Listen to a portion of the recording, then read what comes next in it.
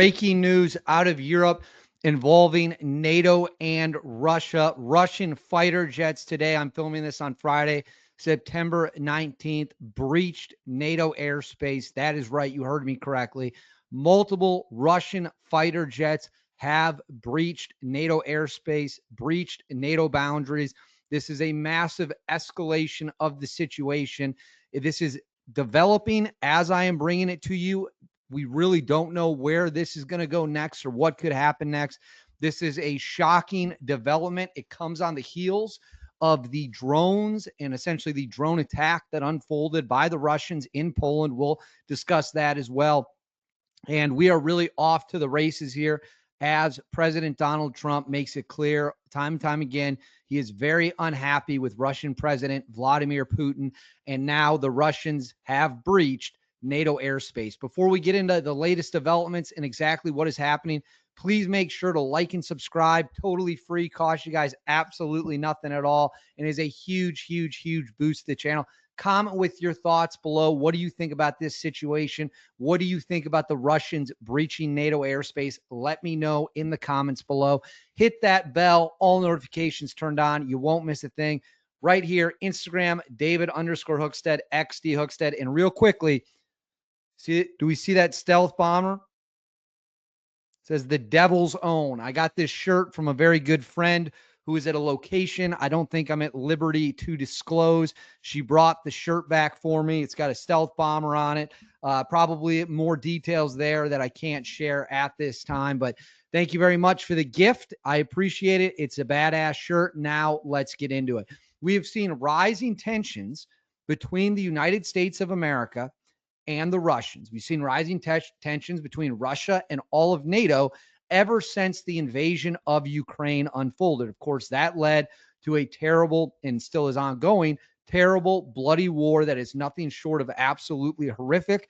We're not going to sugarcoat it for you. There are hundreds of thousands of dead, millions wounded, millions displaced, and there is no end in sight. The Russians have decided that they're not really interested in a peace deal of any kind, despite President Donald Trump making multiple attempts to get a deal done. The Russians have balked at every effort, and that has led to increased tension, increased escalation. We saw the drones that went into Poland. We saw the drones that went into Romania, and now we have the biggest escalation of them all, and that is, I'm going to throw this on the screen for you here. Russian fighter jets breached NATO airspace on Friday. That is right.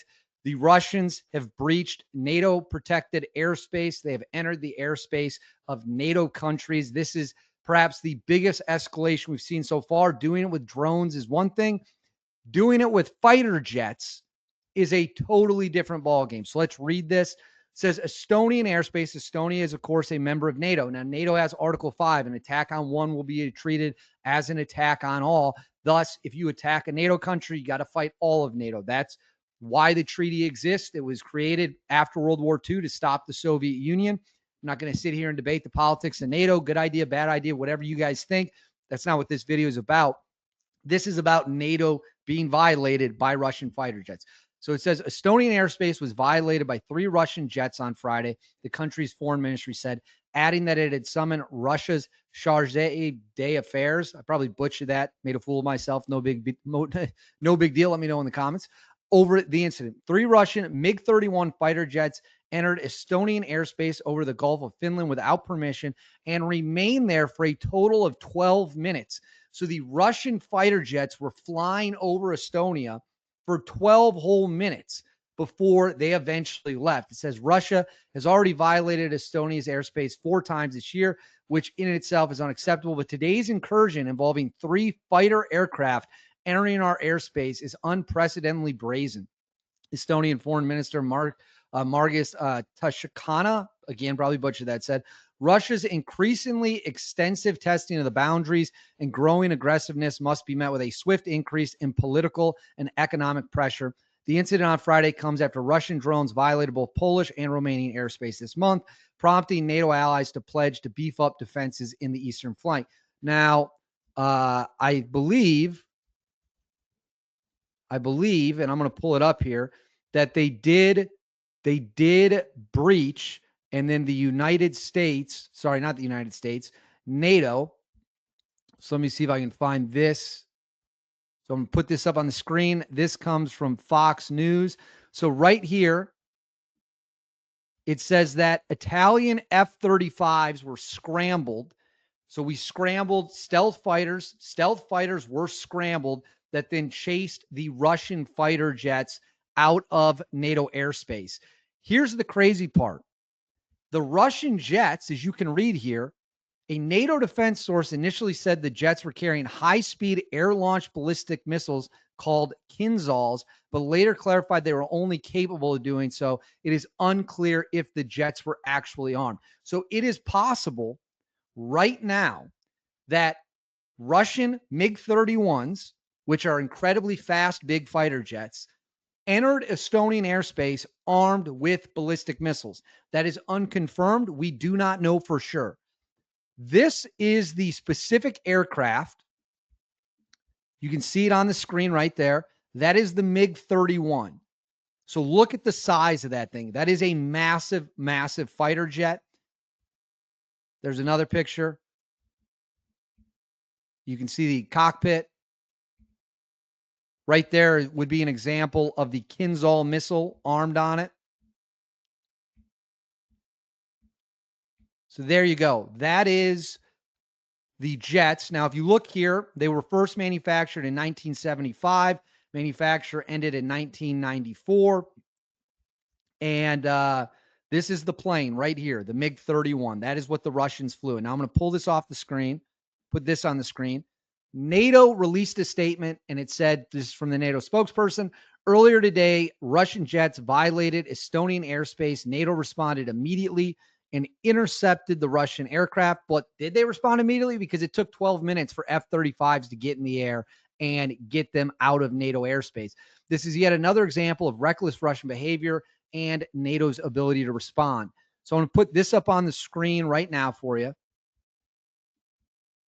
Let me get this up there. We all remember the incident not that long ago where Russia sent drones into Poland. They had to be shot down by fighter jets. Poland and NATO scrambled fighter jets. They shot down the Russian drones. There's a couple video of that. So in this video, you can hear the fighter aircraft up in the sky. And then we have another video right here. Let me make sure that's on the screen for y'all. It is. This is an actual shoot down of a drone over Poland. You see it coming in, and then boom, it gets smoked. All right, we'll pull that off the screen now. So we have the Russians have sent 3 very powerful, possibly heavily armed fighter jets into NATO airspace. Technically, that could be viewed as an act of war. Now, do I think World War III is going to start because Russian fighter jets went into Estonian and NATO airspace? No. What the Russians are doing, and I'm going to keep it very honest with you, what the Russians are doing here is they're gathering information. They're testing the boundaries of NATO. They're testing the response time. They're trying to figure out, hey, if we want to do this, how long is it going to take for NATO aircraft to get in the sky? The answer was 12 minutes.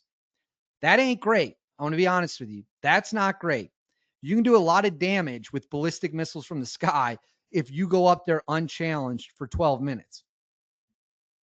That's just the fact of the matter. Now, having said that, if F-35s get into a direct conflict with MiG-31s, because Italian F-35s were the planes that went up there to stop them, the F-35s are going to clean the floor with them.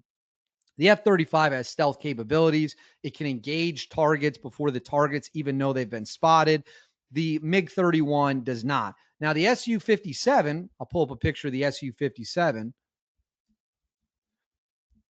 This is the Russian 5th gen. Let me add this to the screen.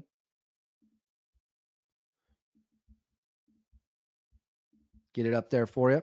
This is the Su-57, the Sukhoi 57. This is Russia's 5th generation fighter jet. It's supposed to be their version of the F-22, but its radar signature is apparently way bigger. and it's not nearly as stealthy. It's also not nearly as cool looking, if we're being totally honest with each other. So I don't know what that is. That must be radar detection or whatever it is. But here you go. Now, if the Su-57 gets sent, it's believed Russia has 10 of them. It's possible only 2 or 3 of them are operational. That'd be a more interesting scenario. But at the end of the day, MiG-31s against American F-35s, or certainly American F-32s, are going to get smoked. But more than anything, this goes to show Vladimir Putin in Russia is going to continue to push the limits. They're going to continue to violate NATO airspace. They're going to continue to cause problems for NATO. And we just all need to be real clear and crystallized about that. How do you respond to this? I'm sure NATO has plans drawn up. But by the letter of the law, this could be considered an act of war. Again, they're not going to activate Article 5 over it. That's not going to happen. But the reality is we are going further up the escalation ladder. In every step we go up, the worse and worse it could get, and the higher risk there is for the situation to spiral out of control, which we should all hope to avoid. I don't know how the war in Ukraine is going to end. I truly have no idea, but I know this. We continue down this path, we are likely to find ourselves in worse and worse situations. And if an F-35 shoots down a Russian MiG over NATO territory, it will be off to the races at that point. And to be quite clear, if you fly armed fighter jets into NATO territory, you probably should be shot down. That's a direct threat. I mean, you think the United States would let a country fly fighter jets through our airspace? Absolutely not. They'd blow them out of the sky. So we are dealing with a serious situation here. We all need to be aware of it. We all need to understand what is at stake. And I hope we do. But I want to know what you guys think. Let me know in the comments below. Should they have shot the planes down? What happens next? Give me your predictions in the comments below. Please make sure to like and subscribe. Totally free. Cost you guys absolutely nothing. Hit that bell. All notifications turned on. You won't miss a single thing. You'll have the best information on YouTube, Instagram, David_Hookstead, X D Hookstead. You can find me there. And then right here, thanks again for the shirt, the Devil's Own. Very cool shirt with the stealth bomber right at the top. The mic kind of covered it up, but really cool shirt. So thank you very much to my friend who got me that. Got to keep some of the details a little classified for now. But anyways,